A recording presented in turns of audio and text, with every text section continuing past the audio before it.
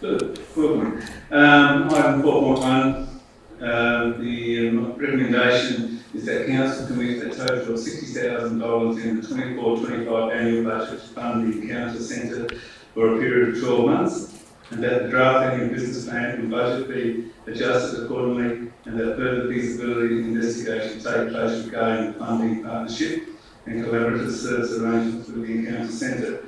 I'll call upon Councillor Henderson. She wants to go back over her commentary. Yes, thank you, Deputy Mayor. As I said when I presented the original motion, this is the Encounter Centre, that is the only dedicated community centre in Victor Harbor. And previously, over many, many years, both the Victor Harbor Community Satisfaction Survey and the Livability Census has shown dissatisfaction with the provision of community services, such as the ones offered by this centre. Our community has been crying out for a long time to have a community centre, and I'm often asked why we don't have one. Now, it has been suggested that we have other buildings that council owns that are community centres, but in fact they are not. Capel, the old schoolhouse, and Carricklinga House, neither of which are community centres in any sense of the definition. The old schoolhouse is simply a building where people hire rooms, and Carricklinga House is a little bit similar to that. It is leased out for senior citizens, and they need lease out rooms for various groups. There is no staffed programmed community centre except for the Encounter Centre in Victor Harbor. The centre itself serves over 300 people per week, and they are people of all ages, young families, youth, and older people, with many different programs, several programs running at the same time. And many of these people which it serves in various ways are vulnerable in many ways too, vulnerability of all ages of some of our communities members. Properly managed and funded, the community centre offers local, cost-effective programs in a friendly, welcoming setting, engaging families as well as individuals. They're usually staffed 5 days a week, such as the Encounter Centre, and the services align with the priorities of our council, the priorities we've set, and as I said, there is a well-evidenced need in the community for these services. Thank you. Anybody want to speak to the motion? Yes, Councillor Burns.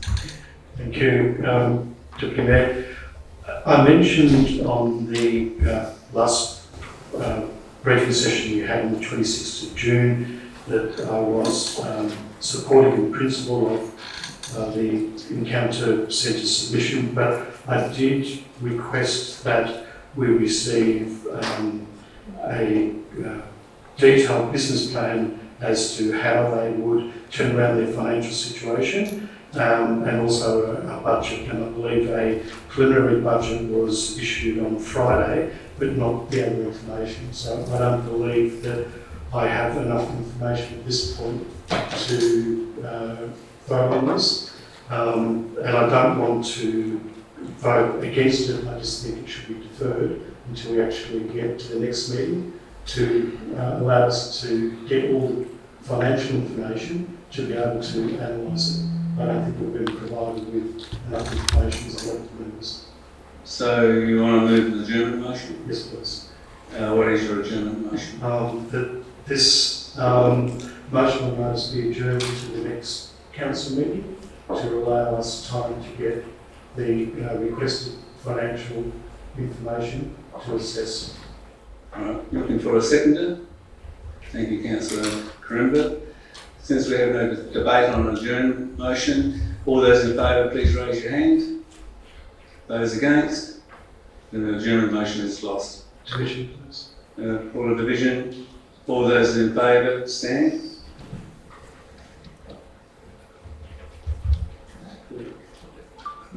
Councillor Burns, Councillor Quaremba, Those against were Councillor Mackenzie, Councillor Schiller, Councillor Clinton and Councillor Henderson. Now, does anybody else want to speak to it? Councillor Quaremba? Thank you, Deputy Mayor. What we've just seen there is what I would class a slap in the face of an elected member who's just said to you, we don't have enough information, we asked for it last time, it's still not being provided, yet we're still voting on something. This seems to be the MO of this council. It's just complete and utter reckless abandon for good governance. We're not against this motion, I'm not against it happening. There's some things that I brought up in regards to the people actually going to be using it and raise concerns. Some of the most vulnerable in our community have raised concerns that they feel they've been kicked out of the centre. That hasn't been addressed. And yet here we are about to allocate another $60,000 of ratepayer money with very little information. And I'm really starting to question the ability of this administration and this chamber. Councillor, you can talk to the motion, but be mindful of protocols around accusing administration of anything. Sure. Sorry, you've got to... Yep. Yeah.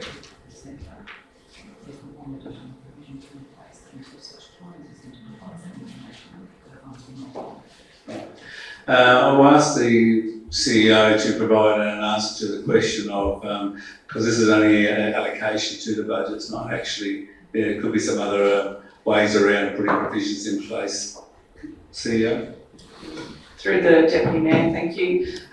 Just to address Councillor Burns and also Councillor Quaremba's comments, I understand the position, and this is where this is a budget allocation. It's not a decision to actually provide the funds to the centre at this stage. You could look to add an additional provision in the resolution that until such time as those documentation that you're seeking are provided, that a further report come back to council before the funds are provided.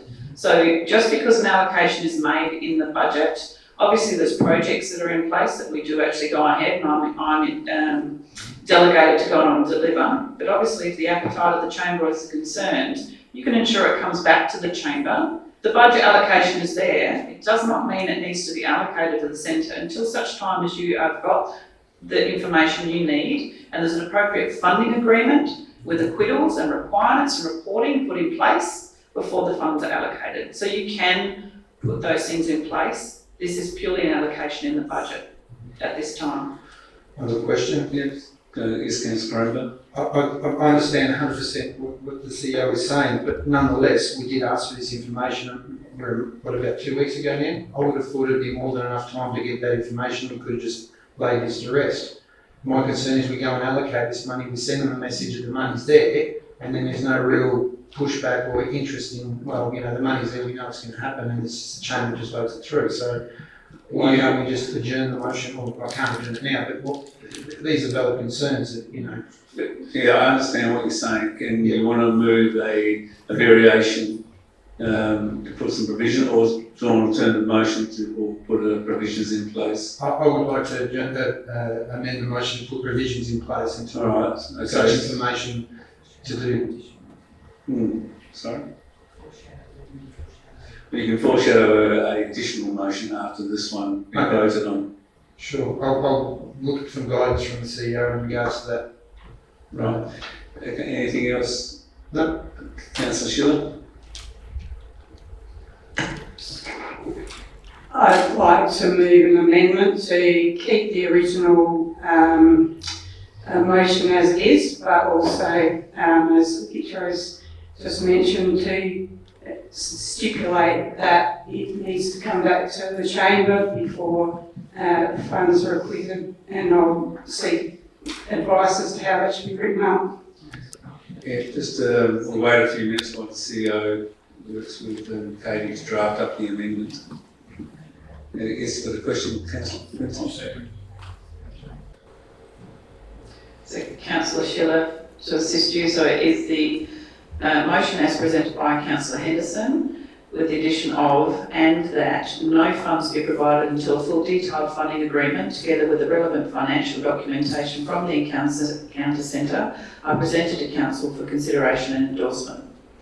And that way, the funding agreement and all the details the council is seeking are presented for your endorsement, and then the funds that are within the budget can be allocated. Councillor Schiller, are you happy with the amendment? I am happy with that. And can I speak to it, or do I wait till we No, you come can back speak to the your original? amendment now. This is allocating the $60,000. It's not spending it. And we do this all the time with allocations which may not come to fruition. And we've solidified it by saying it has to come back to the chamber. So I think this is fairly watertight now. And just remind that if this amendment goes through, once it goes back to the original, that does become the motion that we're voting on. That's correct? Yes, correct. Thank you. Councillor Clinton, you are seconding that. Do you want to speak to the amendment? Does anybody want to speak to the amendment? Councillor Quaremba. Thank you. Yeah, that's all essentially what I was asking is, before we just go, and I understand it's budget allocation, but we need to do our due diligence when it comes to the ratepayer dollars. So I commend Councillor Schiller on the amendment and I will endorse it. Okay, we'll move the amendment. Will those all in favour, please raise your hand. That is carried unanimously. So the motion now becomes the council committed a total of $60,000 in the 24-25 annual budget to fund the encounter centre for a period of 12 months, and that the drafting of the business plan and budget be adjusted accordingly, and that further feasibility investigation take place regarding the funding partnership and the collaborative service arrangements with the encounter centre.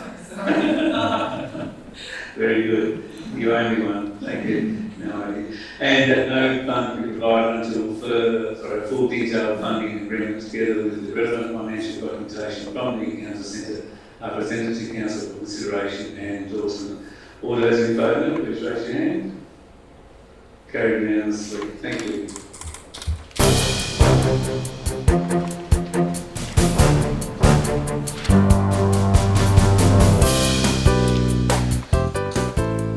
South Coast Television, your community, your voice.